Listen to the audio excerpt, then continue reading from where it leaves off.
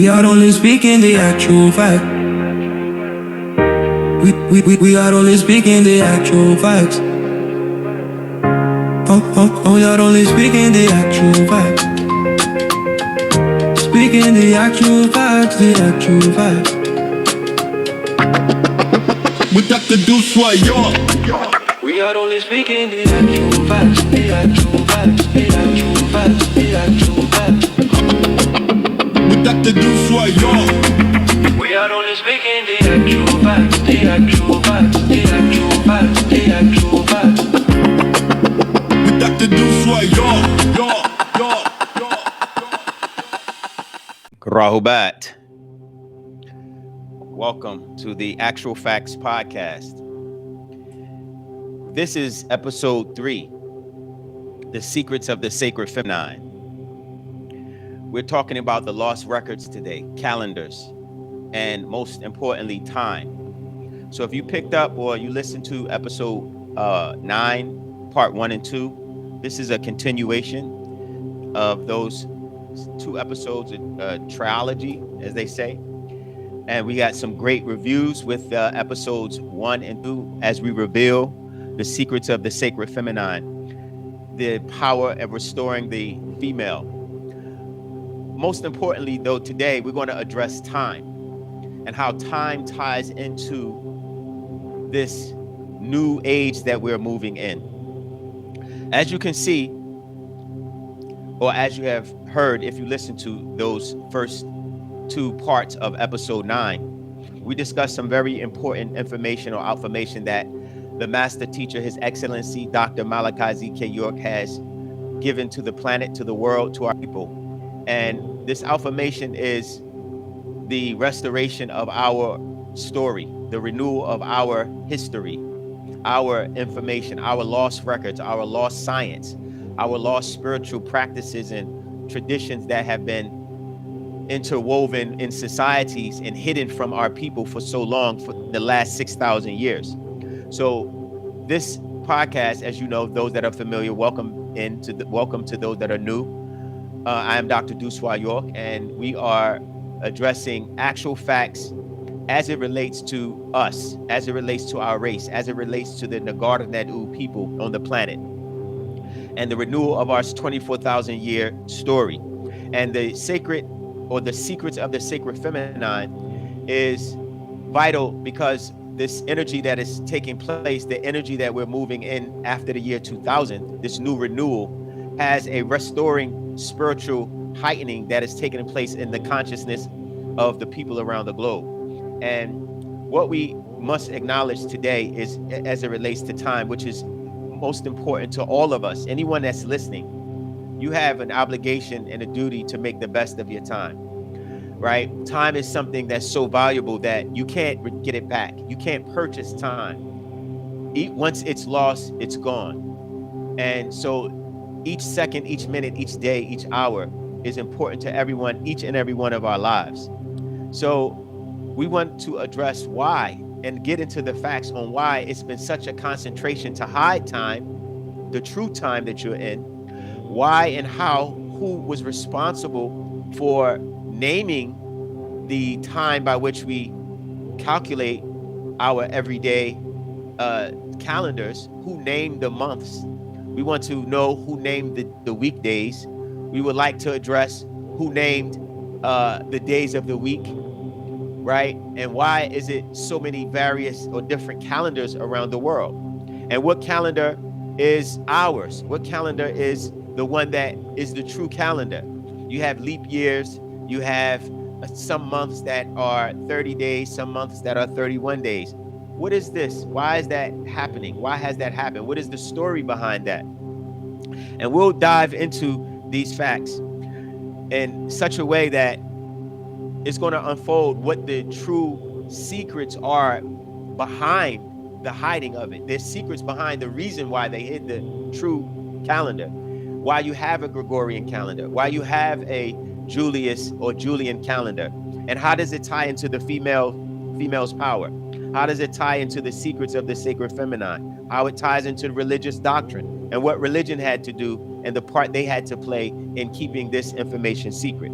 So one thing that we want to first cover is, as we said, things that we use every day. We use weekdays to identify where we are in this space and time. We use Sunday, Monday, Tuesday, today as a Friday. Where did these words come from? Where did these names occur? Who created it? Who authenticated the time? What astronomers were responsible for looking and say this, we're in the year 2025? A lot of these questions go unaddressed because people simply don't know.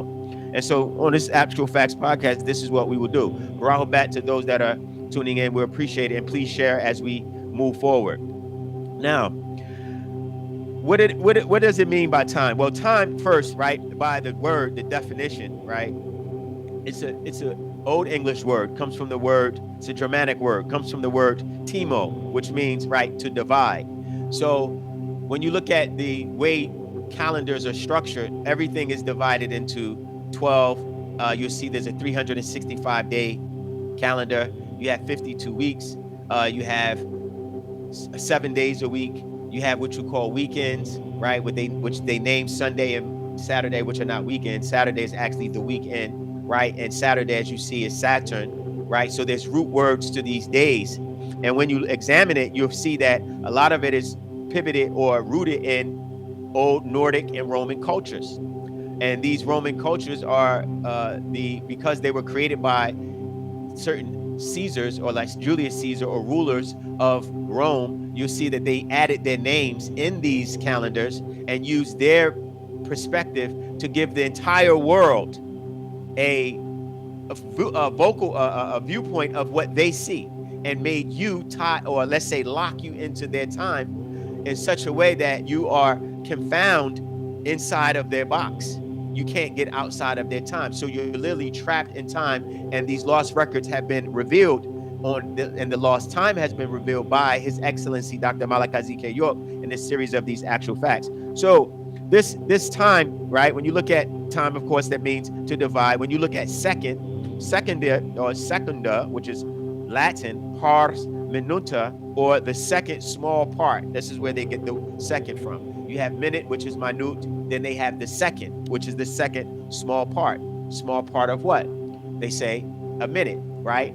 Then you have an hour. Then you have this day. But all of this is calculated strategically to hide a specific cycle on this planet that is taking place right now, called a precession, a renewal cycle every 24,000 years. And if you don't go through these time frames, you won't know and see where it is. So, of course, the word month, right? Let's go down. You go to hour. We went through minute, right? Hour is from the English word hour, comes from the ancient Greek hora, right? Meaning time or season, which is another way record a specific area of what you call time, like existence. In other words, in order to identify the movement of the celestial bodies, they had to bring the fragment or the calculation down to the smallest period of time. But it's an illusion, because it appears to be moving forward in this cycle. When you look at the cycles of this planet, and you look at the cycles of the body, and the cycles of the solar system, and the cycles of the galaxy, it appears to be moving in a specific forward direction. Time is moving forward. Time is moving this way. But the illusion is created, and you think that there's a forward and backwards, or past or present, and that's an illusion that was created by white magicians, which we'll get into. However, this whole fragmented or calendar thing is such intricately deceptive that it took a lot of time to uncover it. And most people are not aware that the calendars that we use today are made up from an older calendar based on Easter or Esther, which is a Babylonian custom. So it has a lot of areas involved, and to avoid it being too confusing, we'll try to take it step by step and then uncover the grander scheme of the deception of the cycle that we're in, that they wanted you to miss. So as we look at the months, let's address the months, right? We move from days, seconds, months, all right? I mean, days, seconds, hours, and now we're into the months. Now, the let's address the weekdays first before we jump into the months, because when you look at the weekdays, you'll notice that they're named mostly after planets. The weekday, Sunday, Monday, Moon's Day, Saturday, which is Saturn. But what about Tuesday? Tuesday, right, is a day named after a Nordic god, or Nordic, say, one, literally he's a so-called god in their culture, but he has one arm. It's known as Twaeg, right? And Twaeg was a warrior of the Norse mythology. He had one arm, where the word Tawuz or Tawaz comes from that word, German, right? Derives from Proto-Indo-European, which is in Germany, a Germanic language spoken of by the old Germans or Old Norse Europeans, who spoke about or acknowledged this Twaeg, or being called Twaeg's Day, right?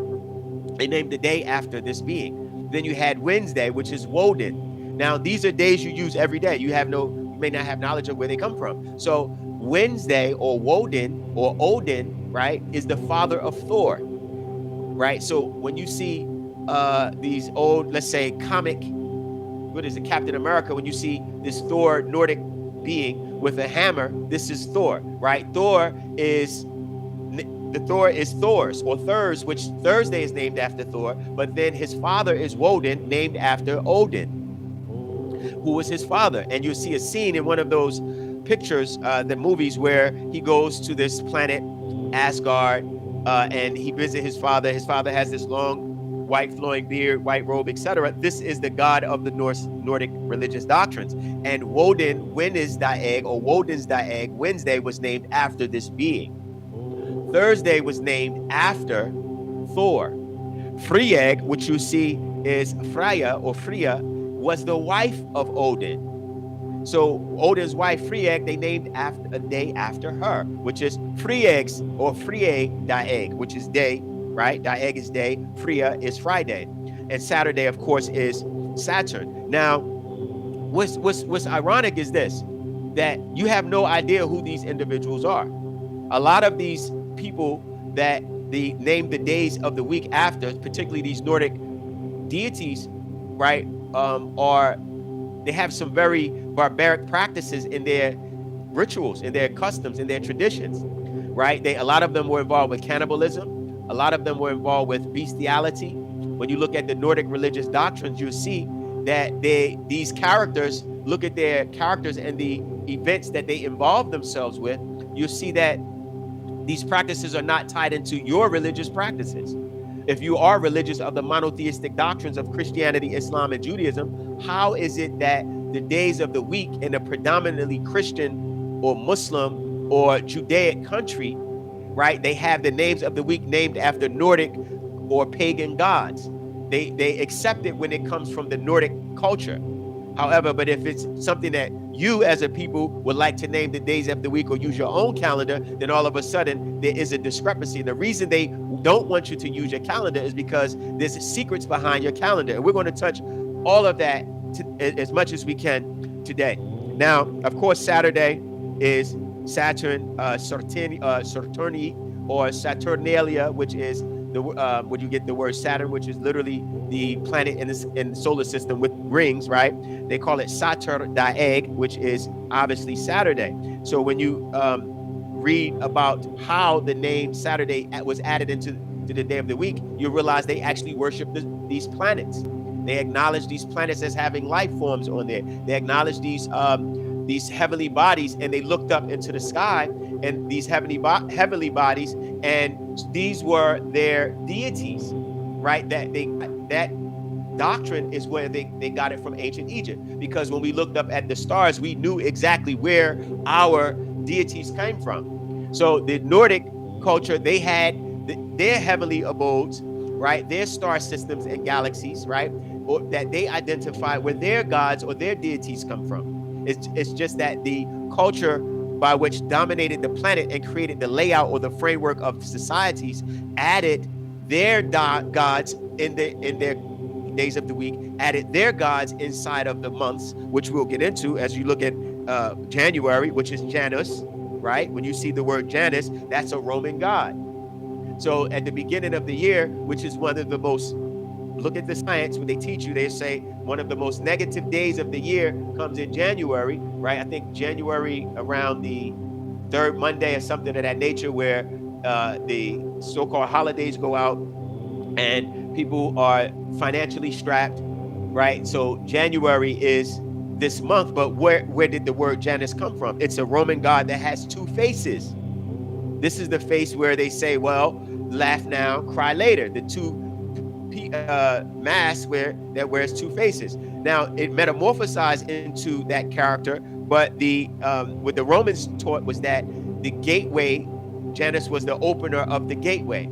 So opening one way and opening another way represented the two faces. So they named the first month of the year after this being Janus, who was past. They say past, forward, forward and past, or past and present. This being represented that these two faces. So that's where you get the word Janus from. February comes from the Latin word februare, meaning to make pure. This was one of their months where they felt as though this season was renewing, so they had to make pure, make new. So they named the month February. Now, literally, this was a ritual behind this time. They would kill a bunch of goats. Check out the Roman mythology. I'm just giving you the facts. In February, in Rome, and these certain European cultures, they would cut up thousands of animals, tie goats, specifically goats, right? Am I clear? Specifically goats. And what the goats they would do is tie the skins together and run through town and hit people with these goat skins, bloody, twisted them together, and would hit people to say that this is a renewal. Strange custom. It's not something you know about, but this is the month by which is the second month of the year that they use. Why? Well, there's many customs in that month that the Romans practice, right? That they don't want you to know. A lot of what do you call it? The word is Hellenistic, right? Or hedonistic, or cannibalistic, or many different practices that are outdated, but they do behind closed doors. Let me say it that way, right? Because this is just the second month, and in each one of these months, you'll see a paganistic practice that is right up under our nose. Now, when you look at March, you see March was originally the first month. Now, March was the first month of the year, and when you see March, April, May, June, when you get into July, August, September, October, these are 9 and 10, right? Or Nov, which is 9, December, which is the 10th month, October, right? You see that this is named after March because they thought March was first. And we'll get into that. So let's move forward. So March was originally the first month of the year after Mars, named after Mars, the god of war. When you look at April, right? April comes from the root word aprirere or aprirere, which is Latin, meaning to open, right? This month was the month the earth opened or bound. It was bound by the frost of the winter. April, everything thaws out, right? It was bound by the cold. So what they say was, what they taught was that it opened up again, right, for the sunlight, vegetation. So that's where you get the word April comes from, the word meaning to open. May comes from Maia, which means from the Romans to sacrifice. They sacrificed on the first day of this month to a Pleiadian feminine, of Pleiadian being one of the 7 daughters of Atlas and Pleione, right? As you get the 7 sisters of the Pleiadian star system, the 7 points.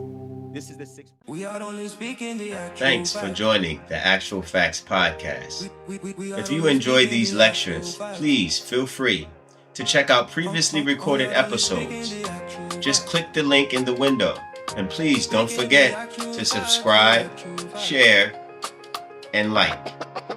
With Dr. Deuce, We are only speaking the actual facts.